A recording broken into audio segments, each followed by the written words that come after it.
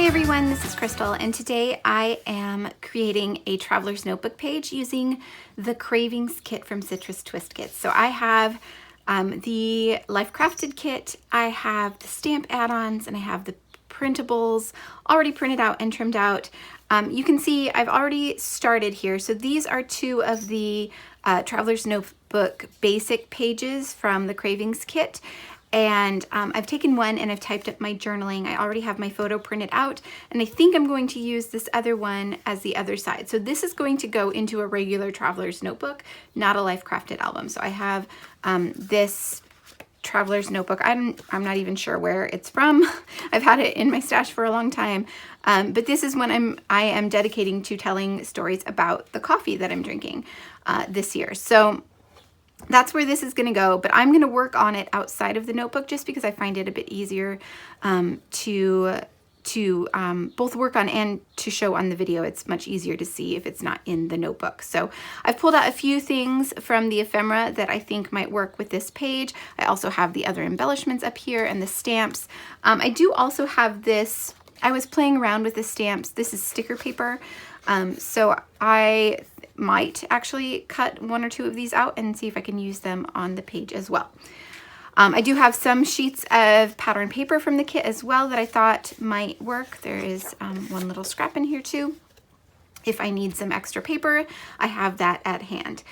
Otherwise, this should come together pretty quickly, so I'm just going to go ahead and put you on fast forward and finish this page. So I'm going to start by just looking at the ephemera and seeing if there's any here that I know I want to use or that I think will work really well, and just kind of pull those out and get them set down on the page so that I have something to start with beyond what is on the page already. So like I said before, this page comes together super fast. I think the entire footage was less than 20 minutes. I've only just barely sped this up. So when you start with these Traveler's Notebook basic pages, you have so much of the work already done for you, and all you really have to do is add your journaling like I did, and add a photo and maybe a cluster or two, and maybe some stamping. That's really all I do here. So I am going to back my photo with some of these papers. I'm just trying to decide which ones I want to use. I really like this kind of peachy pink one with all the hearts on it. I think that is super appropriate for my coffee photo, and I did feel like it needed a little bit of separation between the photo and that busier paper, so I was thinking of using this kind of grid paper. I thought about possibly just using some white paper, but I am going to go with this grid paper. I did like that it was a little bit off-white and still had a little bit of pattern to it. You're not going to see a lot of it, but it does still add extra interest and texture to this page. So I'm just going to glue that down, or glue my photo down to that, and then trim around it to give it just a thin border. And then I'm going to glue that down to the pink heart paper and do the same thing. So as I was saying, it's super easy to put a page together when you have these kind of bases already made for you.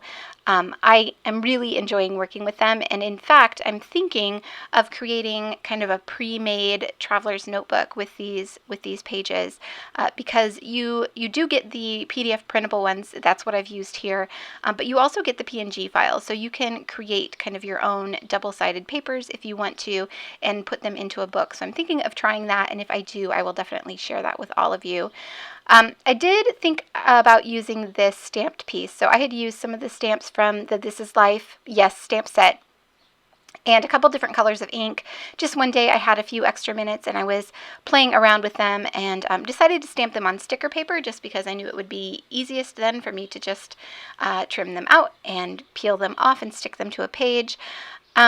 And I do really like the way that this one turned out, but there just wasn't really room for it. I think I could have used it instead of the crushing on die cut, but I really liked the crushing on die cut and I really wanted to use that. So I'm going to end up going with that, and I will save that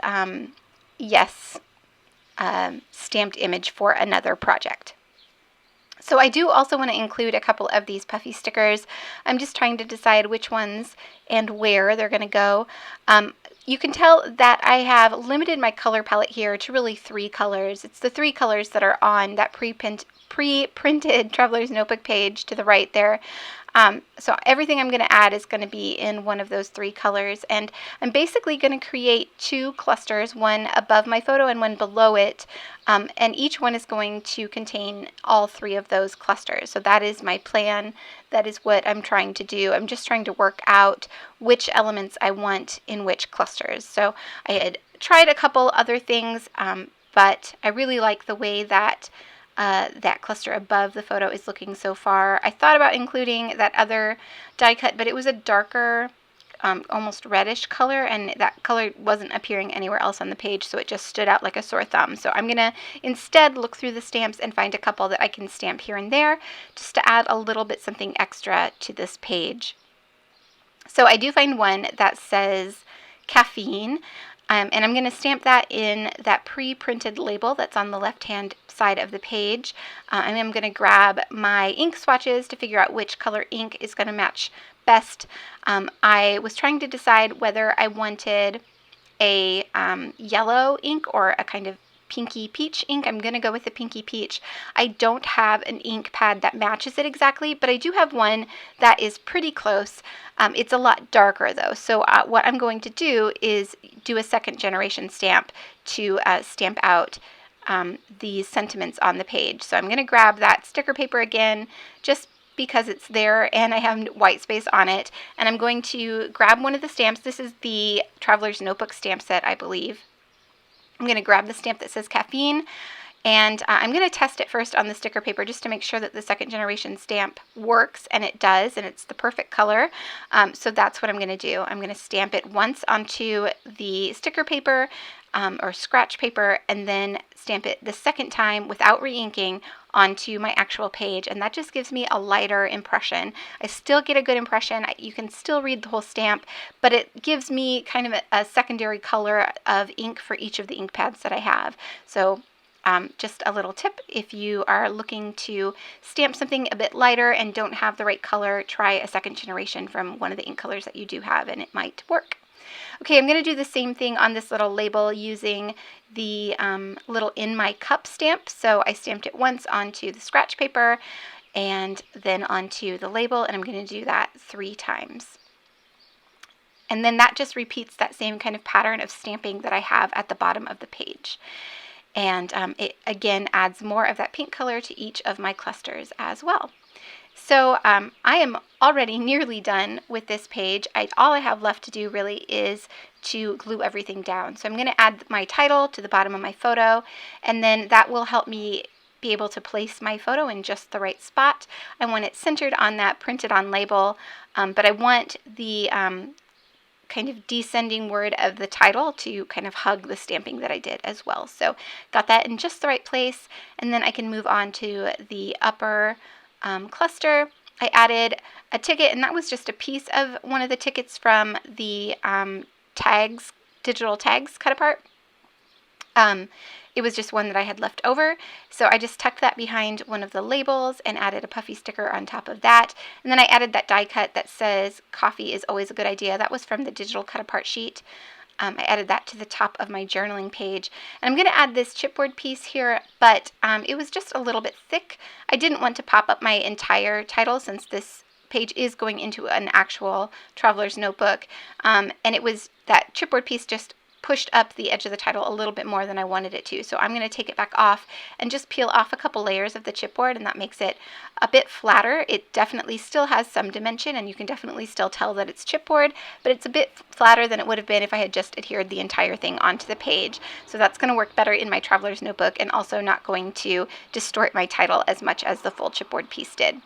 And that is pretty much it for this page. I think I look at the stamps one more time just to see if there's anything else I want to stamp. I was thinking about adding a few tone-on-tone stamps to the background using one of the stamps from the This is Life stamp set, but I decided against it. I really like the way it looks. It's very simple, but it works. So there are lots of close-up photos coming up so that you can see all the details.